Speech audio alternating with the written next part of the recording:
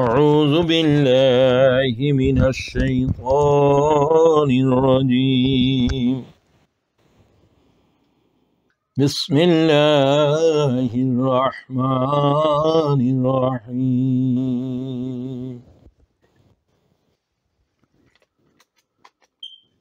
وعن عائشة رضي الله تعالى عنها حين سئلت كيف كان خلق رسول الله صلى الله تعالى عليه وسلم قالت كان خلقه القرآن ولما سألها ابن أختها عن خلقه قالت له أما تقرأ سورة المؤمنون قال بلى قالت اقرأ فقرأ بسم الله الرحمن الرحيم قد أفلح المؤمنون الذين هم في صلاتهم خاشعون والذين هم عن اللغو معرضون والذين هم للزكاة فاعلون والذين هم لفروجهم حافظون إلا على أزواجهم أو ما ملكت أيمانهم فإنهم غير ملومين فمن ابتغى وراء ذلك فأولئك هم العادون والذين هم لأماناتهم وعهدهم راعون والذين هم على صلواتهم يحافظون أولئك هم الوارثون الذين يرثون الفردوس هم فيها خالدون صدق الله العظيم ঐতিহ্যবাহী আমেরিকার ইসলামী সংগঠন মুনা কর্তৃক আয়োজিত দায়িত্বশীল ভাইদের গুরুত্বপূর্ণ সেশনের শুরুতে এই প্রথম প্রোগ্রামের একান্ত প্রিয় সভাপতি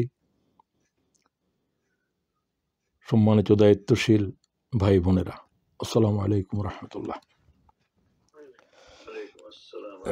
খুব অল্প সময়ে কথা বলতে বলা হয়েছে, এই কথাটা একটু আগে বলতে ভালো ছিল। যাই হোক, খুব দায়িত্বশীল ভাইদের কাছে কথা বলা হচ্ছে, বেশি কথা বলার প্রয়োজন হবে না আশা করি।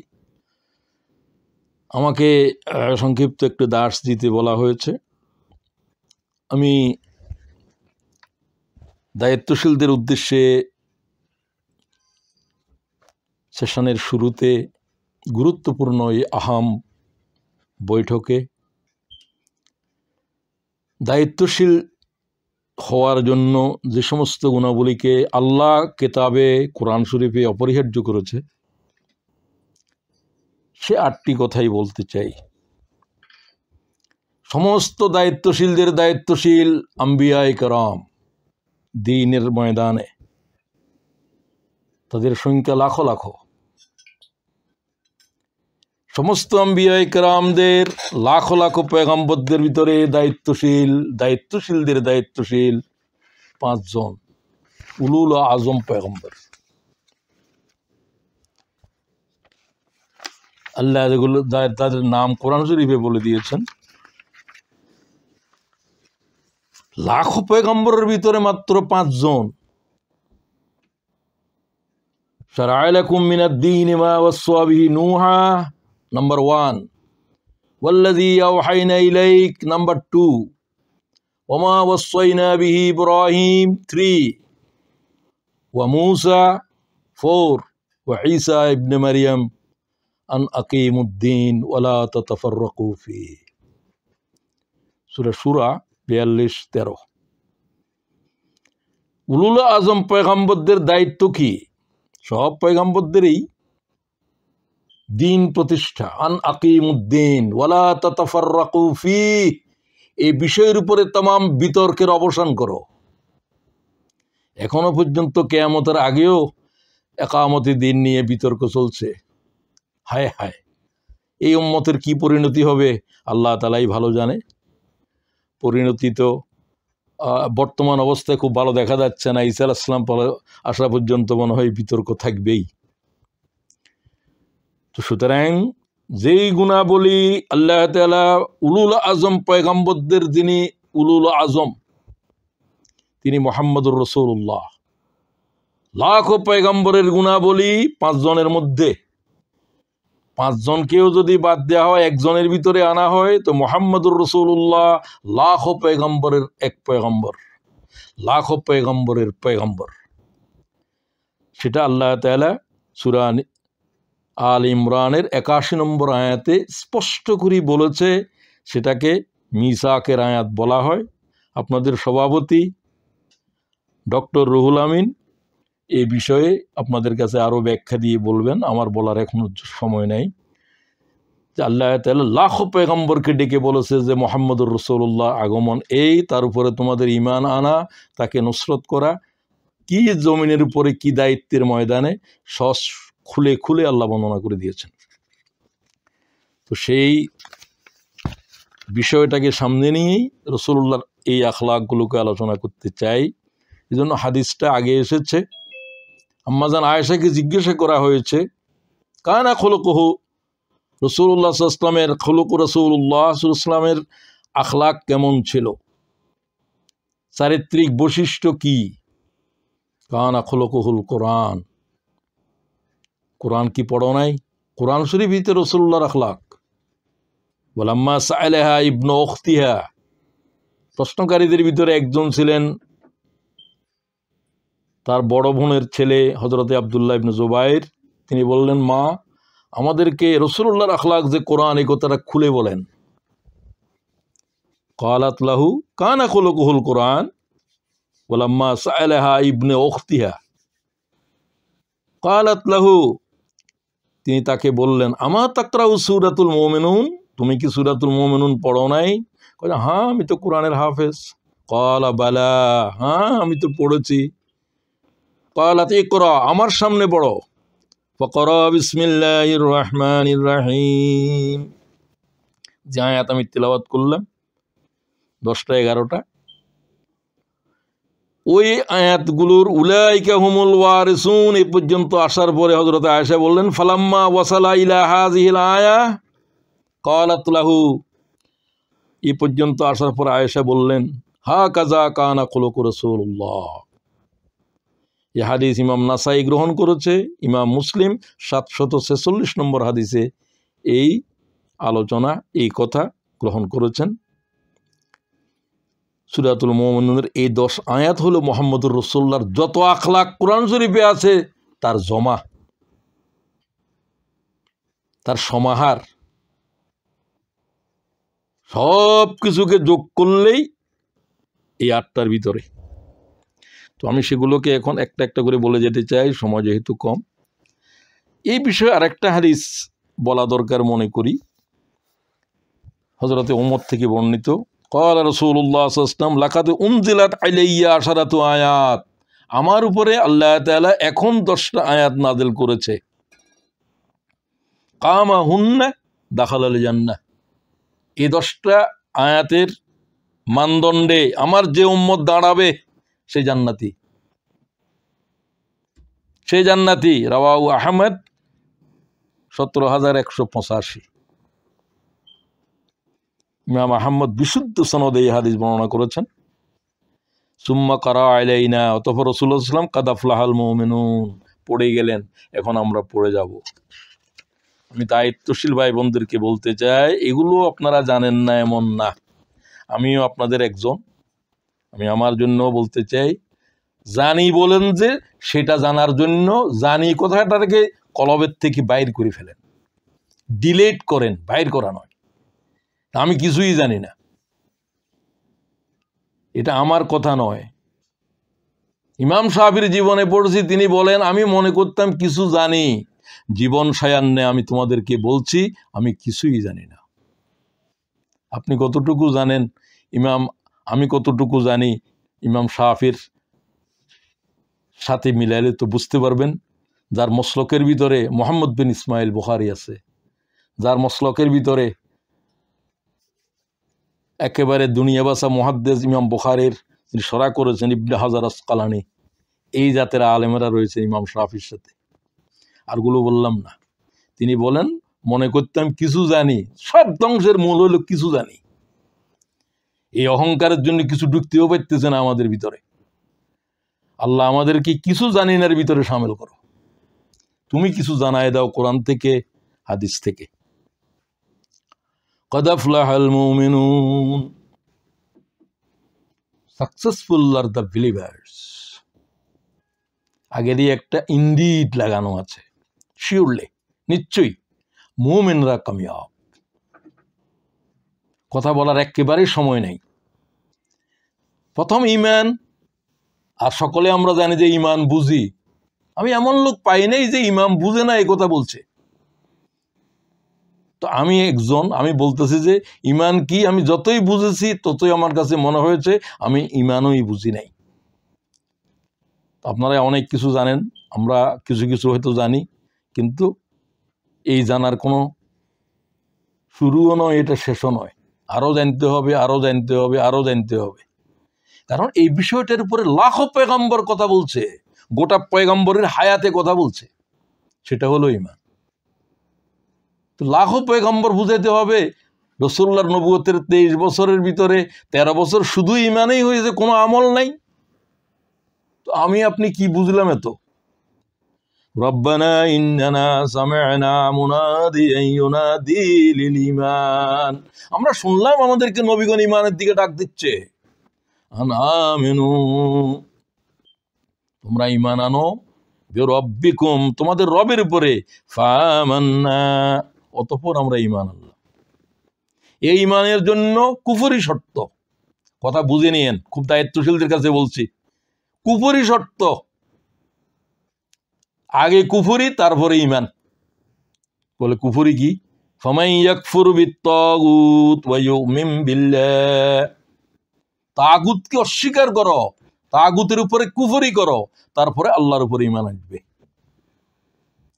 ব্যাখ্যা ট্যাখ্যা করার কোনো সময় নেই, সব কথার এবারত বলে যাচ্ছি শুধু।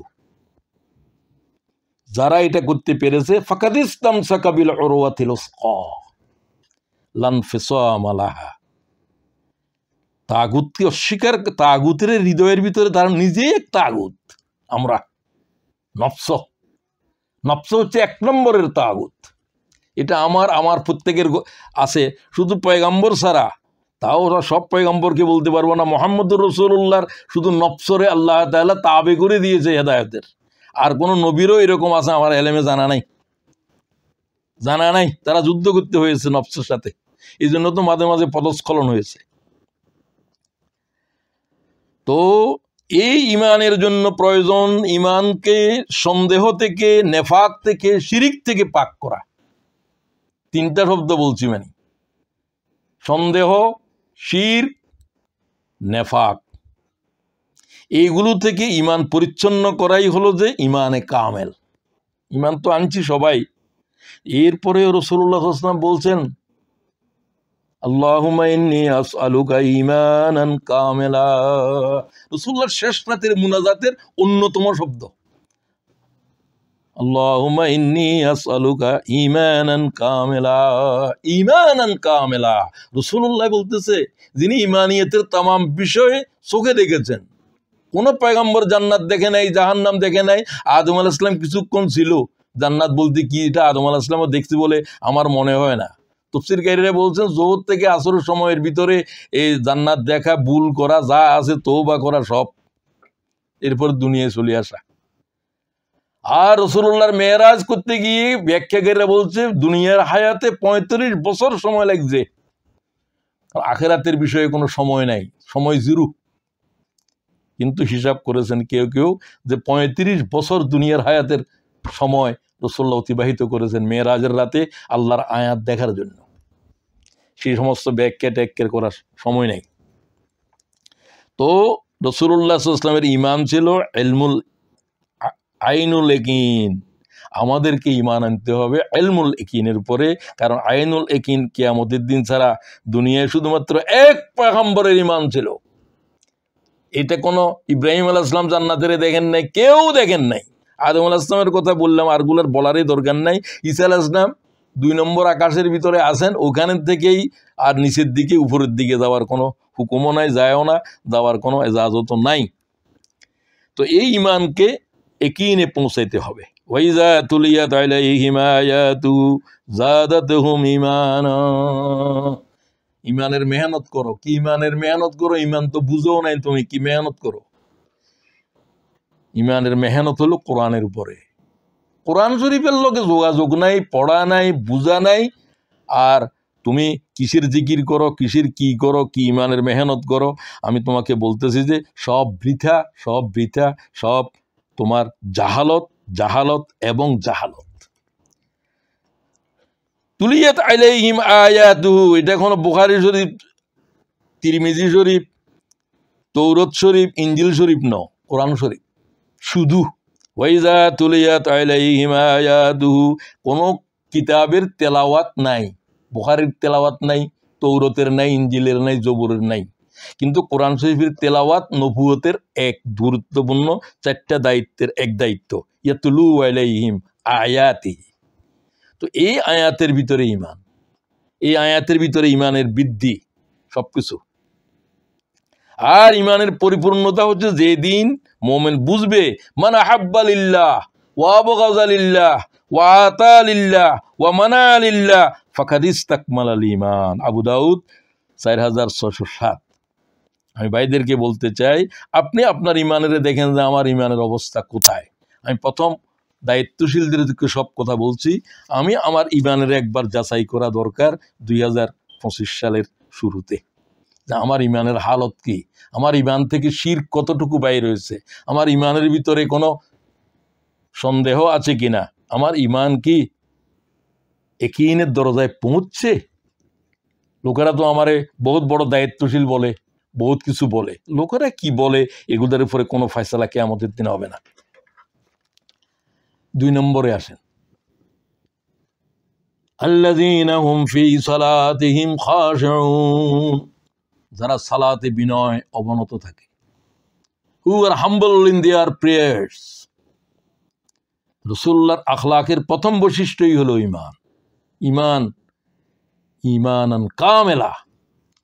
দ্বিতীয় বৈশিষ্ট্য সালাত, ঈমানের পরেই আমলের প্রথম।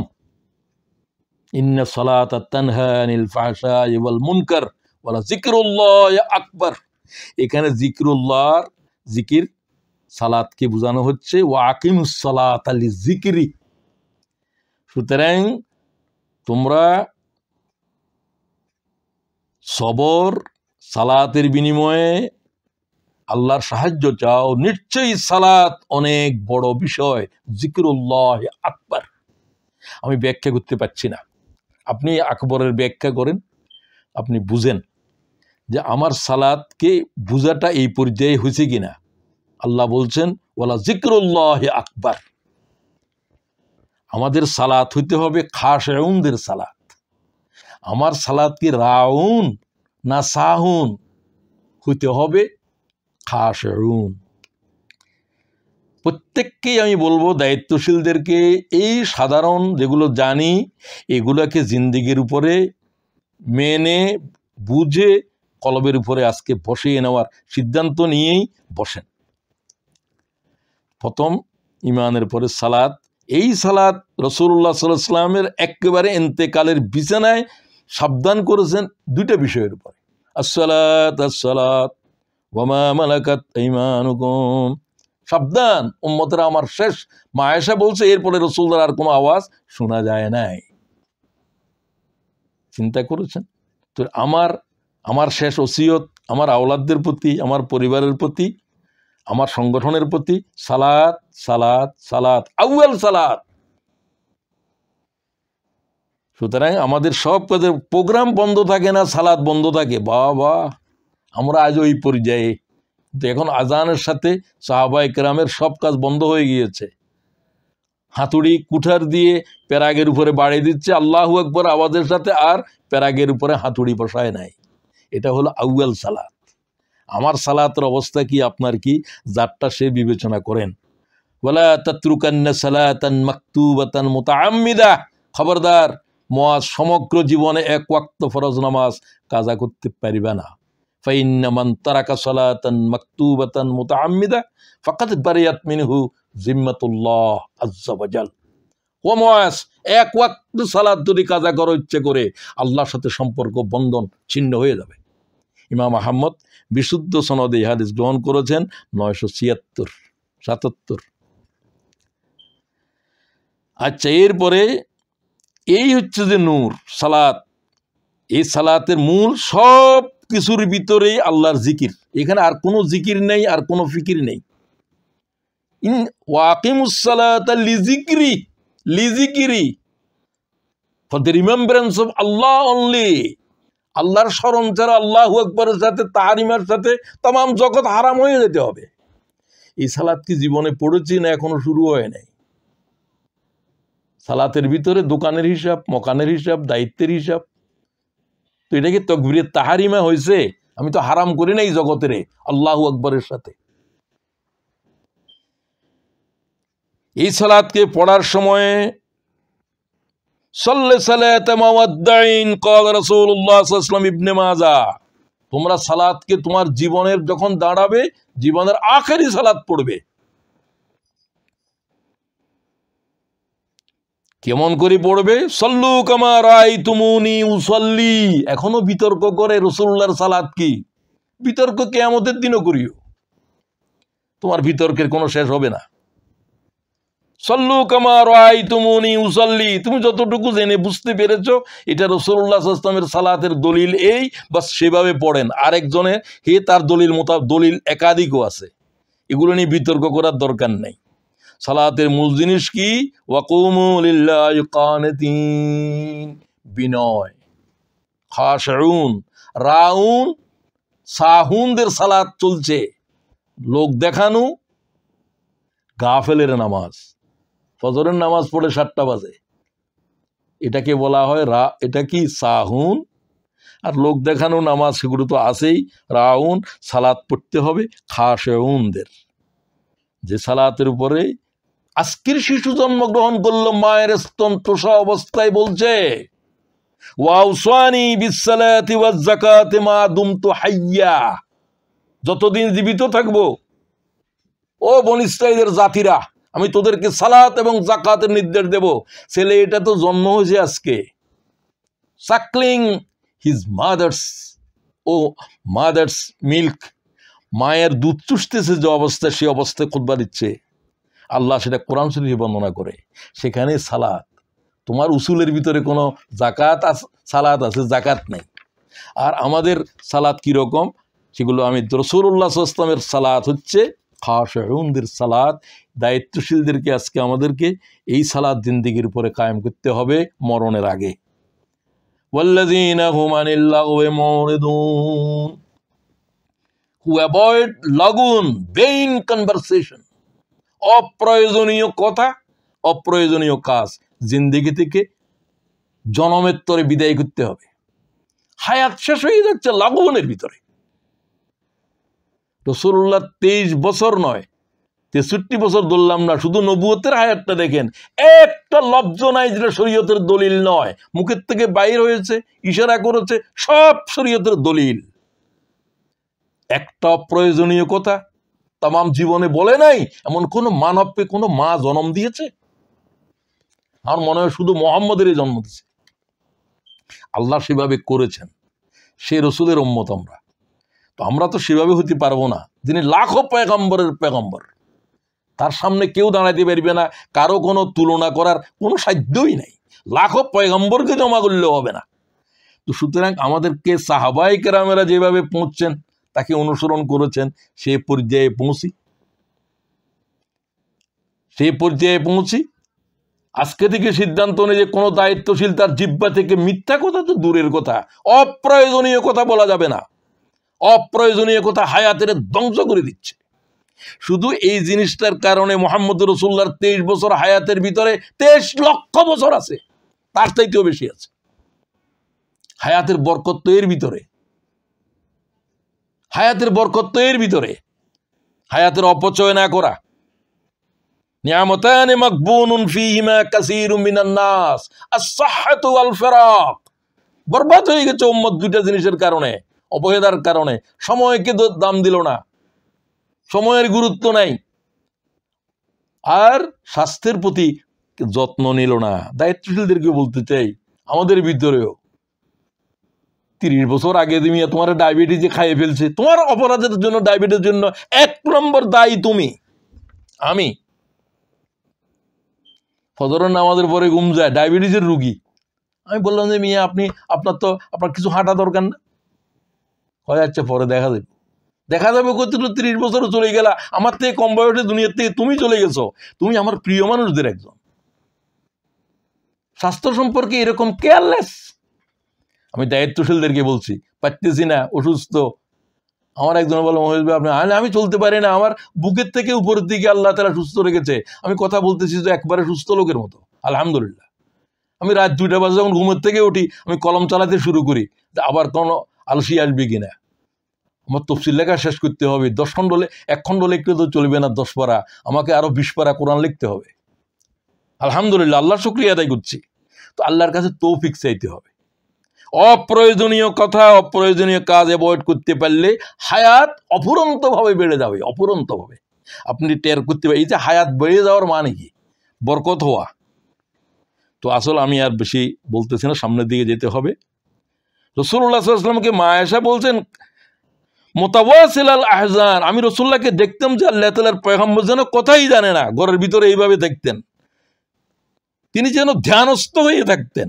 দায়মুল ফিকর, দুনিয়ার এক অস্থিরতা, সারাক্ষণের এক ধ্যানমগ্ন অবস্থায় রাসূলুল্লাহর উপরে বরপা থাকতো। এবং লাস্তুলাহা রাহাতুন, অস্বস্তি, বেকারারি, অস্থির, গোটা উম্মতের কাছে আল্লাহর দিন কি করে পৌঁছাবে। এই 3টা শব্দ থেকে রাসূলুল্লাহকে বুঝেন আল্লাহ তাআলা রাসূলুল্লাহ সাল্লাল্লাহু আলাইহি ওয়াসাল্লামের হায়াত কি ধরনের বেকারারি অবস্থায় গিয়েছে, ধ্যানস্থ অবস্থায় গিয়েছে, কি ধরনের চিন্তামগ্ন অবস্থায় রাসূলুল্লাহর গোটা নবুয়তের হায়াত অতিবাহিত হয়েছে। আপনার হাসি দেখলে আর দাঁতের চেহারা দেখলে আমার বমির ইচ্ছা হয়, বমি করতে ইচ্ছা হয়। এইভাবে হাসে কি করে, এত আওয়াজ দিয়ে? রাসূলুল্লাহ গোটা জিন্দেগির ভিতরে হাসির আওয়াজ কেউ শুনে নাই। লোকেরা আমাদেরকে দায়িত্বশীল বলে, মিয়া কি দায়িত্বশীল বলে, কিসের দায়িত্বশীল বলে সে জানে, তার খোদাই জানে। আমি দায়িত্বশীলদের জন্য আজ কথা বলতে চাই, যেহেতু আমিও আপনাদের একজন, যা যতটুকু আছি। আসেন, খাওয়া পড়ার চিন্তা নিয়ে, ওইটা নিয়ে, কত কিছু নিয়ে ঝগড়া হচ্ছে। মা আয়েশা বলছে, ওয়াল্লাহ মা শাবিআ মিন খাবজিন আও লাহামিন মাররাতাইন ফি ইয়াউমিন ওয়াহিদ। ইমাম তিরমিজি বিশুদ্ধভাবে বলেন, মা আয়েশা বলছে, আল্লাহর কসম, গোস্ত এবং রুটি 2 বার রাসূলুল্লাহ খেয়েছে দিনের ভিতরে, আল্লাহর কসম আমার জানা নেই। কত পদের খানা নিয়ে বিতর্ক চলের, কত রকমের পড়া নিয়ে বিতর্ক চলের। তাই তো রুমি বলে, তুছে দানি জৌকে আবে দি দেগা, তুছে দানি জৌকে আবে দি দেগা, আশেকে নানি তো চুনা দি দেগা। খাওয়ার মজা বুঝেছ, পড়ার সৌন্দর্য বুঝেছ, শেষ রাতের কাঁদার মজা কি, এ কথা বুঝার কি তোমার সময় হলো না? ওয়াল্লাযীনা হুম লিয-যাকাতি ফাইলুন। আল্লাহর পয়গম্বরের 4র্থ নম্বর হচ্ছে তাসকিয়া, সংস্কারের জন্য ব্যস্ত ছিলেন সারা জীবন। ব্যক্তি জীবন সংস্কার করা, পরিবারকে সংস্কার করা, শুধুমাত্র জিন্দেগি হলো তাসকিয়া, তাসকিয়া, তাসকিয়া। দায়িত্বশীলদের কাজ কি? তাসকিয়া, সমাজের পরিচ্ছন্ন করো, শিরিক থেকে, কুফুর থেকে, নাফাক থেকে, জেনা থেকে, ব্যভিচার থেকে, গুনাহ থেকে, সবকিছু থেকে। আলা কুল্লি শাইইন মিন আমরিল জাহিলিয়াতি তাহতা কদামাইয়া। বিদায় হজে বলেন কি, সমস্ত জাহেলিয়ত দুই পায়ের নিচে পিষ্ট করছি, এগুলাকে সব এই সমাজে আমি দাফন করে যাচ্ছি, তোমরা এগুলাকে জিন্দা করিও না। মাউজুন দেমাল জাহেলিয়াতে মাউজু, সমস্ত রক্তপাত খুন খারাপি আমি মোহাম্মদ কবরে দিলাম আমার দুই তাহাতা কাদামাইয়া। বর্ণনাকারী বলছে রসুল্লাহর দুই পা তখন কসোয়ার উপরে ছিল, হুজুর পা দিয়ে জমিনের দিকে লাঠি মেরেছে। তাহাতা কাদামাইয়া, আমার দুই পায়ের নিচে সমস্ত জাহেলিয়ত দাফন করছি, এবং তোমরাও করো। আসুন, জাহেলিয়তকে সমাজ থেকে উৎখাত করার এই জিহাদ হলো ইসলামী আন্দোলন। এই কাজে যারা ব্যস্ত তারা কি করে ঘুমাতে পারে? হাজার হাজার লাখো মানুষ জুলুমের শিকার হয়ে চিৎকার করছে, আমরা তাদের জন্য কি করছি? 40 থেকে 50,000 নারী শিশু শহীদ হয়ে গেছে গাজায়। তুমি 31 তারিখ পালন করো, 31 তারিখের রাত পালন করো, বেশরম বেহায়া। তোমার কাছে যদি মুসলিম উম্মার, তোমার কাছে দিনের অনুভূতি থাকতো, তোমার নিদ্রা চলে যেত, তোমার খাওয়ার আনন্দ চলে যেত, আমার চলে যেত। সুতরাং রাসূলুল্লাহ সাল্লাল্লাহু আলাইহি ওয়াসাল্লাম যে ফিকির নিয়ে ইয়াতলু আলাইহিম আয়াতিহি, 1 নম্বর ওয়া ইউযাক্কিহিম ওয়া ইউআল্লিমুহুমুল কিতাব ওয়াল হিকমা, নবুয়তের কাজেই তো হচ্ছে কোরআন। 2, আল্লাহর কোরআনকে শিখানো, তেলাওয়াত। দায়িত্বশীল মিয়া কোরআন শরীফ পড়লে তোমার পিছনে নামাজ হবে না, এত লেহেনে জলি। আমি ভাইদেরকে বলতে চাই, এমন কোন ব্যক্তির উপরে জামাতের দায়িত্ব দেওয়া যাবে না, ইসলামী আন্দোলনের দায়িত্ব দেওয়া যাবে না। কোরআন শরীফ ভুল পড়ে আমানতের খেয়ানত আছে, দূর হয়ে যা তুই, দূর হয়ে যা তুই, তোমার কোনো প্রয়োজন এই আন্দোলনে। আমি এই জামাতকে আমি লন্ডনে বলছি, যার আমানতের ভিতরে কোনো খেয়ানত পাবেন, ওই ব্যক্তির উপরই আল্লাহর দ্বীনের কোনো দায়িত্ব রাখতে পারবেন না। সে হয়তো রোকন হইতে পারবে, এক সময় চলে গেছে, দায়িত্ব দেওয়া যাবে না। যার আমানতের খেয়ানত আছে, আর যে আল্লাহর কোরআন পড়ে নাই। আপনারা কি সিলেবাস রাখেন? এই সূরায় ওই সূরায়, এ পারা এত পারা, তামাম কোরআন শেষ না হওয়া পর্যন্ত সিনিয়র দায়িত্বশীল হতে পারবে না, রোকন হইতে পারবে না। ওয়াল্লাযীনা হুম লিফুরুজিহিম হাফিজুন, নবী পাকের 5 নম্বরের বৈশিষ্ট্য হলো নৈতিক চরিত্র, মোরাল ক্যারেক্টার, হু রেস্ট্রেইনস দেয়ার সেক্সুয়াল প্যাশন। অনৈতিকতার অবক্ষয় তামাম পৃথিবীর খেয়ে ফেলেছে। যে সমাজে আপনারা থাকেন, আমরা থাকি, জানা বেবিচার এই সমাজের একেবারে স্বাভাবিক বিষয়। আর কোরআন বলছে ওয়ালা তাকরাবুজ জিনা, জিনা নয়, জানার কাছেও যাওয়া হারাম। ইন্নাহু কানা ফাহিশা ওয়া সাআ সাবিলা, সূরা ইসরা। ইসলামী আন্দোলনের কর্মীদের বলছে, আপনি ব্যভিচার, আপনি ব্যভিচার বুঝেন কিনা? আপনার চোখ যে ব্যভিচার করে, আমার হাত যে ব্যভিচার করে, আমার হৃদয় যে জেনা করে। আল আইনানে তাজনিয়ানে জানাহুমান নাজারু, প্রত্যেকটা নজরের ভিতরে জানা আছে, প্রত্যেকটা স্পর্শের ভিতরে জানা আছে, প্রত্যেকটা চিন্তার ভিতরে জানা আছে, প্রত্যেকটা কানের আরেকজনের কথা শোনার ভিতরে সারাক্ষণ মোবাইলের ভিতরে থাকে। আমি সামনের দিকে যেতে পারছি না। বহু দায়িত্বশীলদের আমাদের বহু কথা আছে, বহু কথা একটু রাখো মিয়া, আগে মূল কথা শুনো। মা তারাকতু বাদি ফিতনাতুন আযাররু আলার রিজাল মিনান নিসা, আমি আমার উম্মতের জন্য নারীর চাইতে, জেনার চাইতে আর কোন বড় ধরনের ফিতনা দেখতেছি না। আমরা সেই জমিনে থাকি। আমি ভাইদেরকে, দায়িত্বশীলদেরকে, সবাইকে বলবো, এই বিষয়ের উপরে সবচাইতে বড় আজকের মিডিয়া, আজকের টেলিভিশন, আজকের মোবাইল, সমস্ত জেনার অশ্লীলতার কি প্রসার ঘটাচ্ছে। আল্লাহর ওয়াস্তে দায়িত্বশীলগণ নিজেদেরকে, নিজেদের পরিবারকে, কর্মীদেরকে এই জাহেলিয়তের উত্তাল তরঙ্গে ধ্বংসের এই সয়লাভ থেকে রুখে দাঁড়াতে হবে। ওয়াল্লাযীনা হুম লিআমানাতিহিম ওয়া আহাদিহিম রাউন। এরপরের কথা হচ্ছে যে আমানতদারিতা। আমি আর বলছি না, লা দীনা লিমান লা আমানাতা লাহু, তার কাছে কোনো দিনই নেই যার কাছে আমানতদারিতা নেই। সবচাইতে ভয়ঙ্কর বিষয় হলো আমানতদারিতা। আপনার দায়িত্ব আমানতদারিতা, টাকা পয়সা শুধু আমানতদারিতা নয়। আমানতদারিতার মশলায় লাখ লাখ মানবজাতি জাহান্নামে যাবে। মানুষের সম্পদের আমানতদারিতার খেয়ানত, দায়িত্বের আমানতদারিতার খেয়ানত, আমানতের প্রশ্নে উঠে আসবে লাখো কোটি মানুষের ভিতরে 3 জন 2 জন পাবেন না। সুতরাং আমি সেদিকে যাচ্ছি না। রাসূলুল্লাহর আখলাকের অন্যতম বৈশিষ্ট্য হচ্ছে তিনি আলামিন। আমানতদারিতাই হলো ওই গুণ, যে গুণের উপরে নবুয়তের পাহাড় দাঁড়িয়ে আছে। আমি আর বলতে পারলাম না, দায়িত্বশীলদের দায়িত্ব দাঁড়িয়ে থাকবে আমানতদারিতার উপরে। ওয়াহাদিহিম রাউন, ওয়াদা খেলাপি করে না। আর আমি ইসলামী আন্দোলন নয়, মানব জাতির জীবনটাই হলো যে ওয়াদা। প্রথম ইমানের ভিতরে আসছেন ওয়াদা করে, লা ইলাহা ইল্লাল্লাহ, আল্লাহ তুই ছাড়া কোনো মনিব নাই, এই কথার ঘোষণা দিলাম, এই কথার উপরে দাঁড়াইলাম, এই কথার তামাম পৃথিবীর জানাই দিলাম। ওয়া আন্না মুহাম্মাদুর রাসূলুল্লাহ, সাক্ষ্য দিচ্ছে যে মোহাম্মদ ছাড়া গ্রহণযোগ্য আর কোনো রসুল নাই, কোনো ব্যক্তি নাই, মোহাম্মদই হলো যে আমার জীবন মরণের একমাত্র রাহবার। এই আহাতকে লঙ্ঘন চলছে না? চলছে না। দায়িত্বের ক্ষেত্রে বলেন, সেটাও আরেক আহাত। সভাপতি সাহেব কতগুলো কসম করেছেন, এই করবেন, এই করবেন, এই করবেন। বিবাহিত জীবনে গিয়েছেন, কামেনের ভিতরে বলা হয়েছে তুমি কি কবুল করলে, এটা মানে নিলাম, কবুল করলাম, ওয়াদা এটা পালন করব। তো এটাই চাকুরি জীবনে যান, তো জিন্দিগিতে হচ্ছে ওয়াদা। রাজনীতি করতে শুধু ওয়াদা, মিথ্যা মিথ্যা মিথ্যা।